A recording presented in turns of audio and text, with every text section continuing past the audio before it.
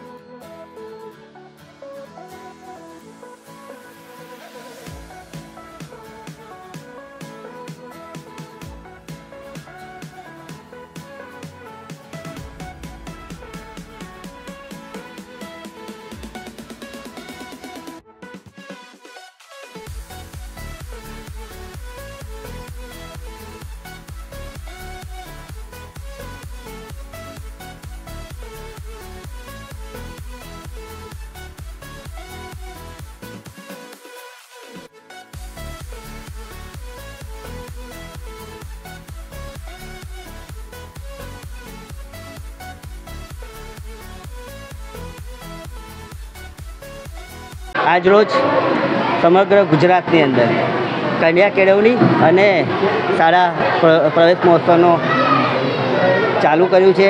આજે આખા ગુજરાતની અંદર જે આ નવા બાળકો છે એમને આવકારવા માટેના અલગ અલગ કાર્યક્રમો કરવામાં આવે છે। એ જે અમારા વિસ્તાર જે કહેવાય માંજલપુર, જે કુબેરેશ્વર શાળા છે, કુબેરેશ્વર મહાદેવ, ત્યાં આગળ આજે આપણા ધારાસભ્ય શ્રી યોગેશભાઈ અને રીટાબેન જે શિક્ષણ સમિતિના સભ્ય છે એમની સાથે આજે આ કાર્યક્રમમાં આવવાનું થયું। સાથે સાથે ખૂબ મહત્ત્વની વસ્તુ એ છે કે આ જે શાળા છે એ પ્રાથમિક અને માધ્યમિક ચાલે છે। સાથે સાથે ઇંગ્લિશ મીડિયમ પણ આ સ્કૂલમાં ચાલુ કરવામાં આવ્યું છે અને આપ જોઈ શકો છો કે અહીંના જે બાળકો છે, જે પ્રમાણે શિક્ષકોએ એમના વક્તવ્યમાં જણાવ્યું કે અહીંના બાળકો કયા ફિલ્ડમાં કેટલા આગળ વધ્યા છે, તો એવું વિચારવાનું નહીં કે આ સરકારી શાળા છે। મારા માંજલપુર વિસ્તારમાં કુબેરેશ્વર પ્રાથમિક શાળામાં આજે 21મો પ્રવેશોત્સવ રાખવામાં આવ્યો હતો। આપણા દેશના વડાપ્રધાન નરેન્દ્ર મોદીજી જ્યારે 2001માં ગુજરાતનું શાસન સંભાળ્યું ત્યારે એમને જોયું કે રાજ્યમાં અનેક બાળકો શિક્ષણ વગર રહે છે। તે માટે 2003માં શિક્ષણ માટે શાળા પ્રવેશોત્સવ શરૂ કર્યો। દેશના રાજ્યના આદિવાસી બાળકો હોય, ગરીબ વસ્તીના બાળકો હોય, આ બધા શાળાએ જતા નહોતા। તે માટે 21 વર્ષથી આ કાર્યક્રમ ચાલી રહ્યો છે। તત્કાલીન મુખ્યમંત્રી નરેન્દ્રભાઈ મોદીજી પણ એ વખતે આદિવાસી વિસ્તાર હોય, ગરીબ વિસ્તાર હોય, પછાત વિસ્તાર હોય, ત્યાં જઈને બાળકોને પ્રવેશોત્સવ માટે જે કાર્યક્રમો કરતા હતા તેમાં રાજ્યના સચિવ હોય, અમલદારો હોય, તેમજ મંત્રીશ્રીઓ, ધારાસભ્યશ્રીઓ, શહેરના આગેવાનો આ બધા જ હાજર રહીને આ કાર્યક્રમ સફળ થાય એ માટે અનેક કાર્યક્રમો કરતા આવ્યા છે। આજે તમે જુઓ છો કે નાના બાળકો એના માટે મોટરની પણ વ્યવસ્થા સરકારે કરી છે।